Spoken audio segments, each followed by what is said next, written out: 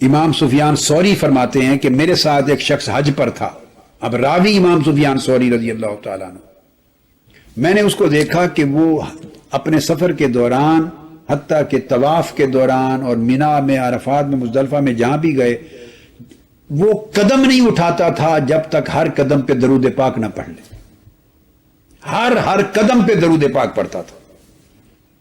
امام سفیان ثوری رضی اللہ تعالیٰ عنہ فرماتے ہیں کہ میں نے اس سے پوچھا فقلت اب علم تقول ھذا، کیا آپ یہ جو عمل کر رہے ہیں ہر قدم پہ درود پاک پڑھتے ہیں اور دوسرا قدم رکھتے نہیں جب تک درود پاک نہ پڑھ لیں، کیا آپ کسی حدیث اور کسی روایت جو شرعی علم ہے، سند ہے، کسی علمی سند کی بنیاد پر یہ کام کرتے ہیں؟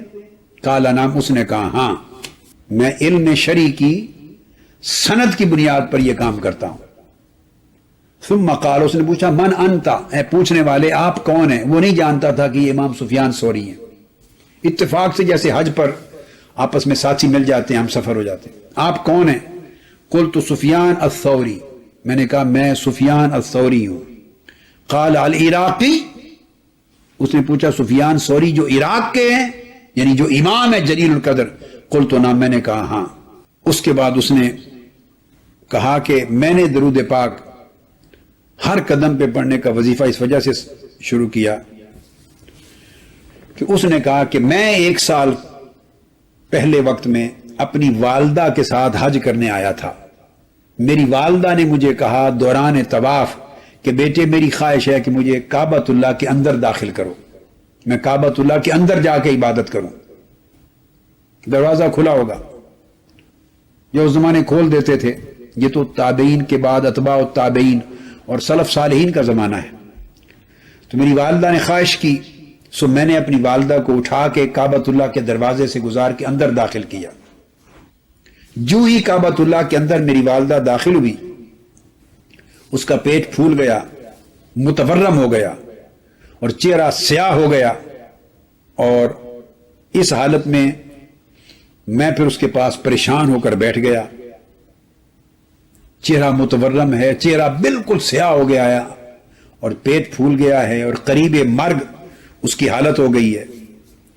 میں پریشان ہو کے بیٹھ گیا. میں نے ہاتھ اٹھائے کہ باری تعالیٰ اب اس حالت میں اپنی والدہ کو کہاں لے کے جاؤں اور کعبۃ اللہ سے باہر بھی نکالوں تو بڑی شرمساری ہے، سب لوگ طواف کرنے والے کیا کہیں گے.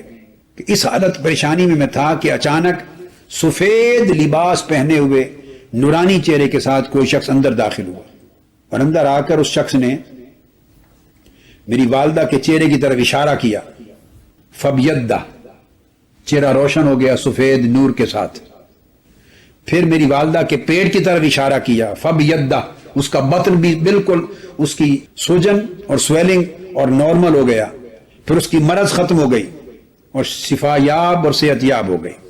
جب وہ جانے لگے وہ نورانی چہرے والے اس کو شفا یاب کر کے، اس کے چہرے کو منور روشن کر کے اور اس کی ورم دور کر کے جانے لگے تو میں آگے دوڑا. میں نے عرض کیا من انت الذی فرجت عنی، اے میرے غم اور میرے اندوہ کو اور میری پریشانی کو اور میری مصیبت کو ختم کرنے والے آپ ہیں کون؟ بتائیں تو صحیح. انہوں نے جواب دیا قال انا نبیک محمد صلی اللہ تعالی علیہ وآلہ وسلم، میں تیرے نبی محمد مصطفیٰ صلی اللہ علیہ وآلہ وسلم. اور اس کی والدہ کی عادت کیا تھی کہ اس کی والدہ کثرت کے ساتھ آقا علیہ السلام پر درود و سلام پڑھا کرتی تھی، کثرت سے درود و سلام پڑھتی تھی. اس کے دیگر اعمال کی وجہ سے وہ گرفت میں آ گئی، مواخذہ ہو گیا، قریب اس کے کہ وہ مر جاتی یا اسی حال میں رہتی. تو آقا علیہ السلام نے کثرت سے درود پاک کا صلہ آ کے عطا فرمایا. تو میں نے عرض کیا یا رسول اللہ صلی اللہ علیہ وسلم، اب آپ نے اتنا بڑا کرم کر دیا تو مجھے کوئی نصیحت کر جائیے، حکم دے جائیے، میں کیا کیا کروں زندگی میں.